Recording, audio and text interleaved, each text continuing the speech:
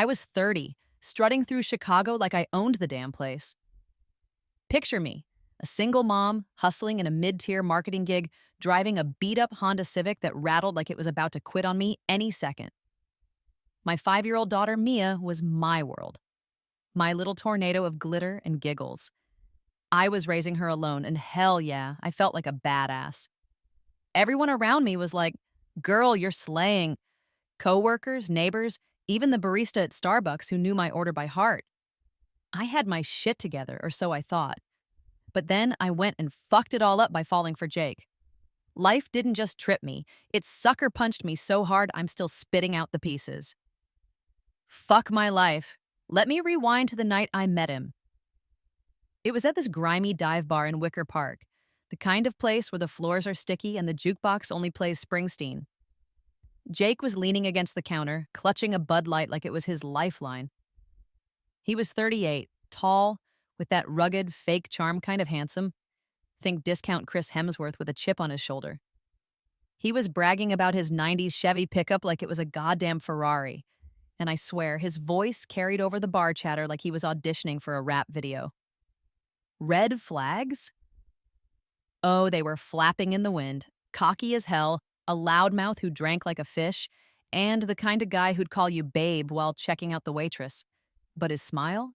Sweet as M&Ms, melting in your mouth before you realize it's just sugar-coating a lie. I should have run. Should have grabbed my purse, tipped the bartender, and hauled ass back to my apartment. But I didn't. Why? Maybe I was lonely. Maybe I was tired of swiping left on Tinder, tired of microwave dinners and late-night scrolls through Instagram, double-tapping pictures of perfect families. I wanted that. I wanted the cute couple selfies, the matching Christmas pajamas, the whole damn Hallmark movie. So when Jake slid into my DMs the next day with a, "Hey, gorgeous, you free Friday?" I said yes. I bought a ticket to the roller coaster, strapped myself in, and didn't even check if the safety bar was locked. Spoiler, it wasn't. That ride didn't just crash, it went straight to hell. Looking back, I want to grab 30-year-old me by the shoulders and shake her. "What the fuck were you thinking?" I'd yell. Jake wasn't just a mistake. He was a walking disaster in steel-toe boots. The signs were there from day one. He'd rant about how women belong in the kitchen while chugging his third beer of the night. He'd roll his eyes when I talked about my job, like my PowerPoint decks were some cute little hobby. And the way he'd flex his man of the house bullshit, like he was starring in a low-budget Sopranos reboot. I saw it all and I still stayed. I told myself I could handle it. I told myself I could fix him. Fix him. Like he was a leaky faucet and not a goddamn train wreck. I wasn't completely delusional. I had Mia to think about. My girl deserved a family, not just a mom who came home exhausted, smelling like coffee and printer ink. I'd tuck her in at night, her tiny hands clutching her stuffed bunny, and I'd promise her the world. A dad who'd show up to her school plays, a house with a backyard, maybe even a dog. Jake seemed like he could fit into that picture, at least the version of him I built in my head. The one who'd clean up his act, trade the Bud Light for a coffee mug, and be the guy I needed. I posted a photo of us on Instagram, him kissing my cheek at Navy Pier, captioned, #blessed. My friends liked it. My mom commented, "He seems nice." I was all in, blind to the storm brewing. 6 years later, I'm sitting here, 36, sipping cheap wine from a chipped mug, wondering how I let it get this bad. I want to time travel back to that bar, spill Jake's beer, and tell myself to walk away. I want to scream, "You're enough. You don't need this asshole to complete your story." But I can't. All I can do is replay the mess, every choice that led me here, and try to make sense of it. Mia's asleep in her room, her crayons scattered on the floor, and I'm left with the truth. I built a castle on quicksand, and it sank. Jake wasn't my prince. He was the wrecking ball, and me? I was the idiot who handed him the keys. That first night at the bar, I should have seen the end coming. He paid for my drink, but forgot his wallet for the cab home. He called me babe, but couldn't remember my job title. I laughed it off, chalked it up to charm, but deep down, my gut was screaming, "Run!" I ignored it. I let his sweet talk drown out the warning bells. Now I'm picking up the pieces, And let me tell you, it's a fucking mess. Chicago's still out there, all neon lights and wind, but I'm not that queen anymore. I'm just a mom, a survivor, and a woman who's done playing the fool. Buckle up, because this story, it's a wild ride, and it's only just beginning. We got married in a blur, like I was starring in some low-budget rom-com with a shitty script. Vegas, baby. A tacky chapel that smelled like cigarette smoke and broken dreams. I wore a clearance rack dress from Macy's, feeling like a goddamn Disney princess anyway. My best friend Sarah was there, rolling her eyes so hard I thought they'd fall out. "You're nuts marrying that guy," she hissed, tugging at my sleeve. I laughed and brushed her off. "Chill, I'll fix him," I said, like I was some miracle worker who could turn a dumpster fire into Prince Charming. Fix him? Fix that shit. What a joke. I was so naive I deserve a medal for stupidity. The honeymoon phase didn't last long enough to unpack my suitcase. Jake was a construction worker, always coming home smelling like sawdust and sweat, cracking open a Coors before he even kicked off his boots. I'd be in the kitchen, juggling Mia's bedtime routine and a client deadline, and he'd just slump on the couch, scrolling his iPhone like it was his full-time job. Cooking dinner? Not his thing. Helping with Mia's homework? Don't make me laugh. The man couldn't even load the dishwasher without acting like I'd asked him to build the Taj Mahal. And those late-night texts he was always sending? Yeah, pretty sure they weren't to his mom. I'd catch him smirking at his screen, and when I asked who it was, he'd snap, "None of your business, babe." Red flags weren't just waving, they were smacking me in the face. Then came the first slap, the one that ripped the rose-colored glasses right off. Mia was 6, burning up with a fever that had me pacing the apartment at 2 a.m. I was out of Tylenol, my head pounding from stress, so I begged Jake to run to Walgreens. "It's a 5-minute drive, for fuck's sake." He was sprawled on the couch, half drunk, eyes glued to some football rerun. "Do it yourself," he growled, not even looking up. I pushed, voice shaking. "Jake, she's sick. Just go." That's when he stood, looming over me, and roared, "Women handle this shit."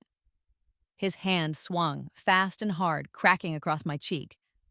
The sound echoed in my skull. Mia was in the doorway, clutching her bunny, her wide eyes seeing it all. I froze, my face stinging, my heart screaming, "You picked the wrong guy, and now you're screwed." I stood there, hand on my cheek, feeling like the floor had dropped out from under me.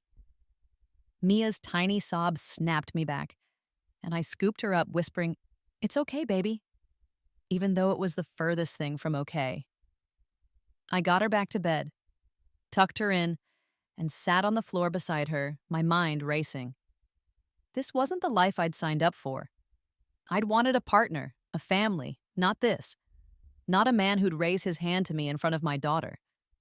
My chest ached, like someone had carved out my heart and left a hole. I kept replaying it, wondering if I'd pushed him too far, if I'd somehow earned that slap. God, how pathetic was I? Jake didn't apologize. Not that night. Not ever. He just stumbled to bed, snoring like nothing happened while I lay awake, staring at the ceiling. Every time he came home drunk after that, it got worse. He'd call me useless, say I was a shitty mom, a shitty wife. "You're lucky I stick around," he'd slur, his breath reeking of cheap beer. I'd bite my tongue, not because I agreed, but because I was scared of what he'd do if I fought back. I'd curl up next to Mia at night, her soft breathing the only thing keeping me sane, and cry silently into her pillow. I felt like a fool caught in a storm, no umbrella, no way out, just getting battered by the rain. I tried to keep up appearances. Posted a photo of us at a barbecue on Instagram, all smiles, captioned #family_vibes. My coworkers bought it, liked it, commented, "So cute." But Sarah saw through the bullshit. She'd text me, "You okay? He's still an asshole, right?" I'd dodge her, say I was fine, but I wasn't. I was drowning, clinging to this fake paradise I'd built in my head, where Jake would magically wake up one day and be the man I needed. I'd tell myself, he's stressed, works tough, he'll change. But deep down, I knew better. The man I married wasn't a diamond in the rough. He was just rough, period. Chicago kept moving outside my window, taxis honking, L trains rumbling. But inside, I was stuck. I'd drop me at school, plaster on a smile for my boss, and pretend I wasn't falling apart. But that slap? It wasn't just a hit, it was a wake up call. I wasn't the queen I thought I was. I was a woman who'd bet her life on the wrong guy, and now I was paying the price. I didn't know how to climb out of the hole, but I knew I couldn't stay there. Not for me, and definitely not for Mia. She deserved better than a mom who let a man like Jake break her. By year 6, I wasn't just suspicious, I was a damn detective.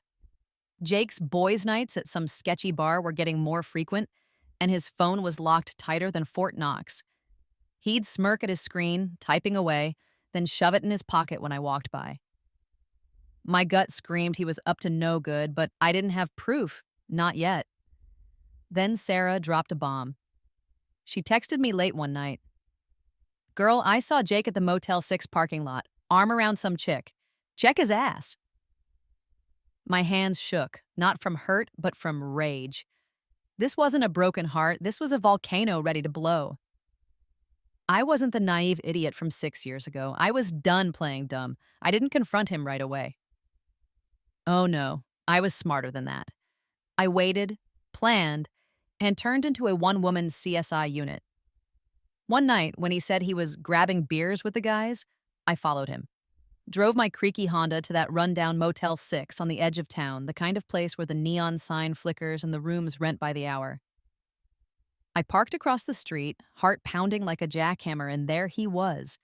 Jake, stepping out of room 103 with a blonde half his age, her crop top screaming, "Bought it at Forever 21."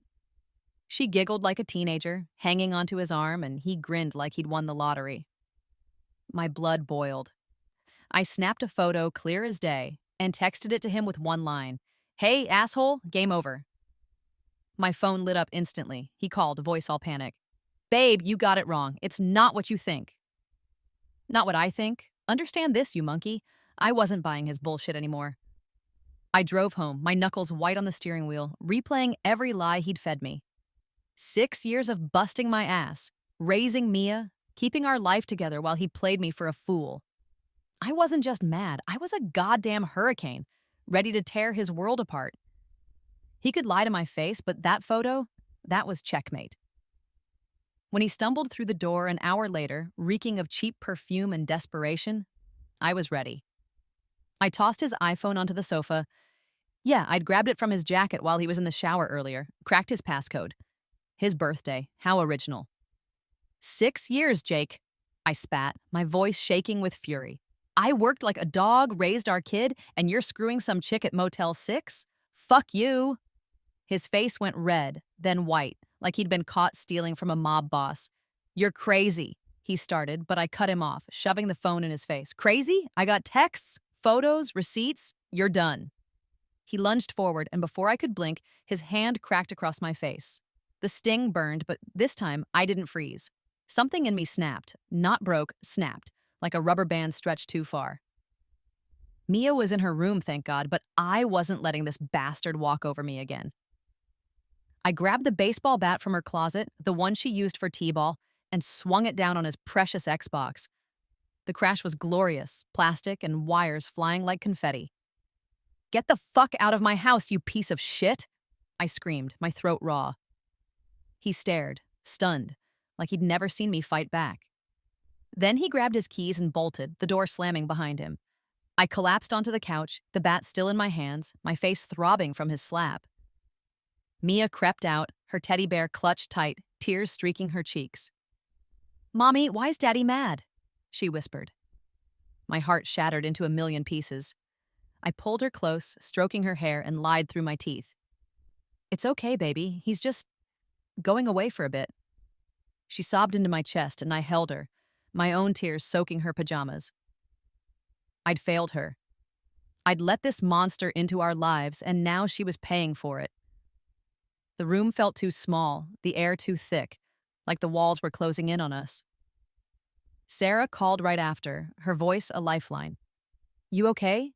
What happened?" I told her everything. The motel, the photo, the bat, the slap. "You're a badass," she said. You kicked his ass out. But I didn't feel badass. I felt like a mom who'd let her kid down, a woman who'd bet on the wrong horse and lost everything. Chicago's lights blinked outside, indifferent while I sat there, Mia asleep in my arms, wondering how the hell I'd pick up the pieces. Jake was gone, but the mess he left, that was all mine to clean up. I kept that photo on my phone, not to torture myself, but as a reminder, never again. Never would I let a man like him make me feel small. The rage was still there, simmering, but it wasn't just anger at him. It was at me for staying so long, for believing his lies. But I wasn't done fighting. Mia deserved a mom who'd stand up, not cower. And I'd be damned if I let Jake's betrayal define us. This wasn't the end. It was the start of something else, something fiercer. I just didn't know what yet.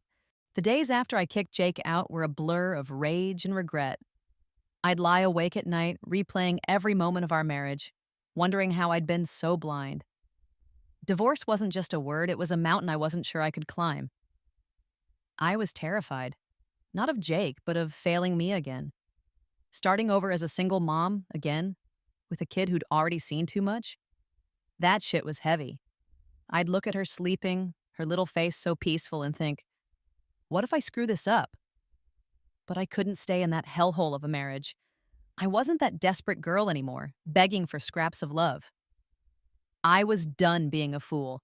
Sarah was my rock. She dragged me to a dive bar one night, the kind with peanut shells on the floor and a jukebox stuck on Johnny Cash. Over a couple of IPAs, she laid it out straight. "Girl, you're worth more than that loser," she said, slamming her glass down. "He's a walking red flag and you're a queen. Dump his ass for good." I stared at my reflection in the bar's smudged mirror. Tired eyes, messy bun, but something else too. A spark. I wasn't broken. I was pissed, and I was ready to fight. Enough, I told myself. You're not his doormat anymore. Looking back, I kept asking why I'd fallen for Jake. That crooked smile, his bullshit promises of a happy family. I was 30, lonely, chasing some Netflix-style happy ending where the guy turns out to be a hero. Instead, I got a villain who left me crying into my pillow, questioning who I even was.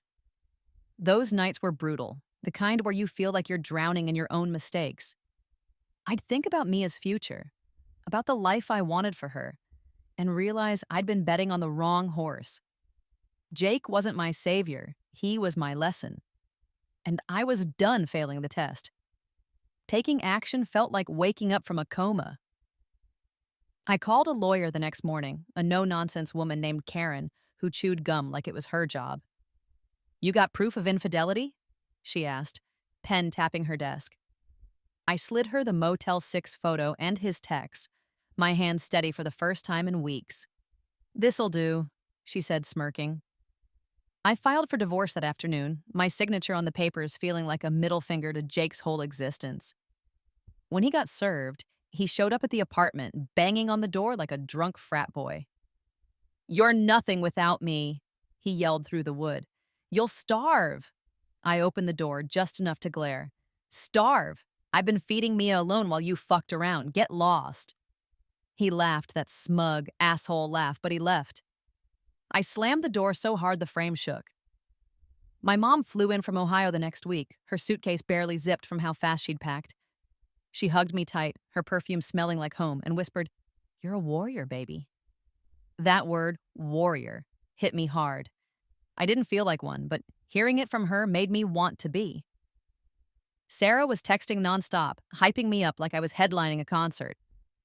"Yes, Queen, you did it," her last message read, with about 10 fire emojis. Their belief in me was like armor, shielding me from the doubts that kept creeping in. I wasn't just fighting for me, I was fighting for Mia, for the life we deserved.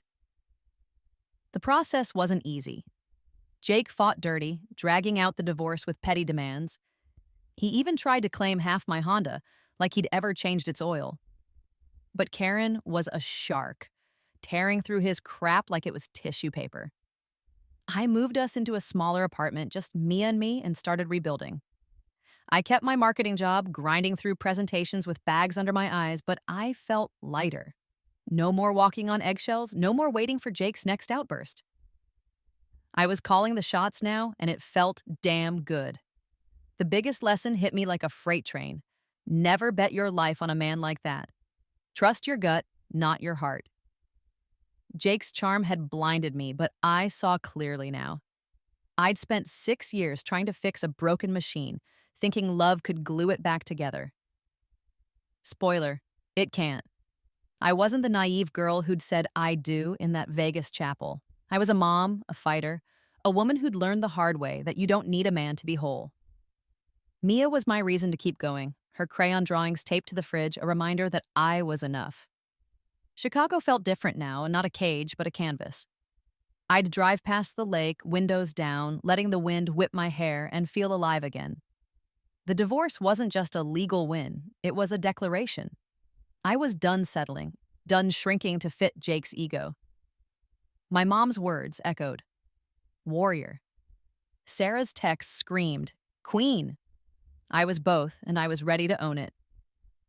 Mia and I had a long road ahead, but we'd walk it together, no asshole in sight. It's been a year since I kicked Jake's sorry ass to the curb, and let me tell you, life's different now. Better, freer, mine. Mia and I are holed up in a cozy little apartment in Chicago, nothing fancy, just a 2-bedroom with creaky floors and a view of the L train rattling by. I'm still hustling at my marketing job, pitching campaigns with a coffee in one hand and a laptop that's seen better days. My Honda Civic, still chugging along, rattling like it's got one wheel in the grave, but it gets us where we need to go. The best part? I don't flinch when I hear a key in the lock anymore. No more dreading Jake's drunken stumbles or his venomous rants. It's just me and Mia, building a life that's ours, and damn, it feels good. We've got our routines, little rituals that make the days brighter. Saturday mornings, we hit Dairy Queen for soft serve, Mia's face smeared with chocolate like she's painting a masterpiece. We sit on the curb, laughing at dumb TikTok videos or making up stories about the people walking by. That guy's a secret spy, she'll say, pointing at some dude in a Cubs hat. I'll nod, all serious. Totally, but his dog's the real boss.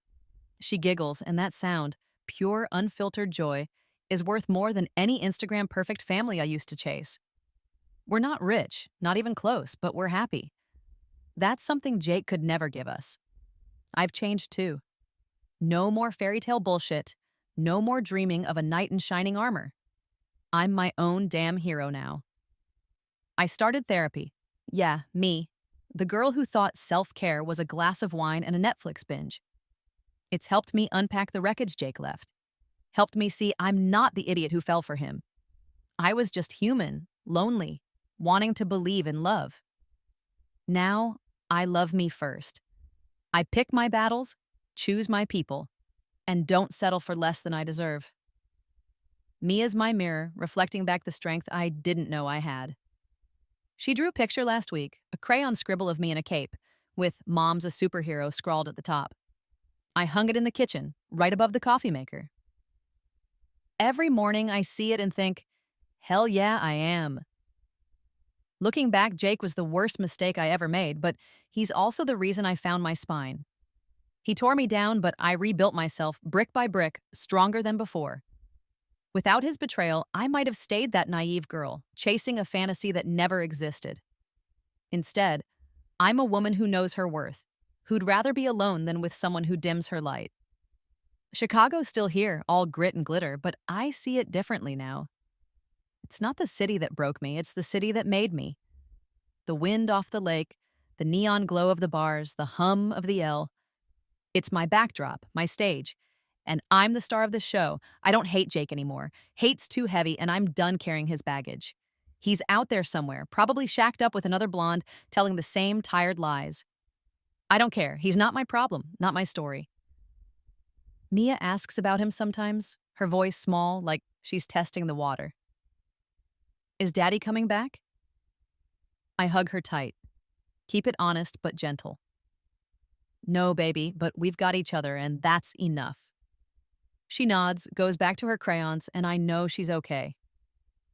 Kids are tough. Tougher than we give them credit for. She's got my fire, my fight, and I'll make damn sure she never settles for a man like her father. Sarah's still my hype woman, texting me memes and dragging me to karaoke nights where we butcher 90s pop songs. My mom calls every Sunday, her voice a warm hug through the phone. "You're doing great, warrior," she says, and I believe her. I'm not perfect. Bills pile up, work's a grind, and some nights I still cry into my pillow. But I'm proud. Proud of the life I'm building, proud of the mom I am, proud of the woman staring back in the mirror. My hair's still on point, by the way. Gotta keep it real. If I could talk to every woman out there, I'd grab a megaphone and yell, "Don't settle for trash. You're a queen, and you don't need a king to rule your world. Own your shit. Keep it moving, and never let a man make you feel small." I learned it the hard way, but I learned it. Life's too short for assholes like Jake, for nights spent crying over someone who doesn't deserve your tears. You've got the crown. Wear it. I do. Every damn day, and it fits better than any wedding ring ever could. Mia and I have big plans. She wants to be an artist, maybe a vet, maybe both. I'm saving for a trip to Disney World, just the two of us, because she deserves to see magic that's real. I'm even thinking about dating again. Not for a savior, but for someone who adds to my life, not subtracts. Whoever he is, he'll have to keep up with a woman who's been through hell and came out swinging. Until then, I'm good. Me, Mia, our little apartment, and a city that's got our back. We're writing our own story now, and it's a damn good one. I drive past the lake sometimes, windows down, feeling the breeze. Chicago's alive, pulsing, and so am I.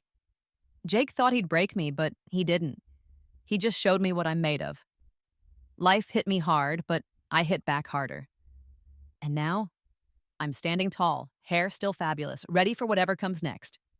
Bring it on.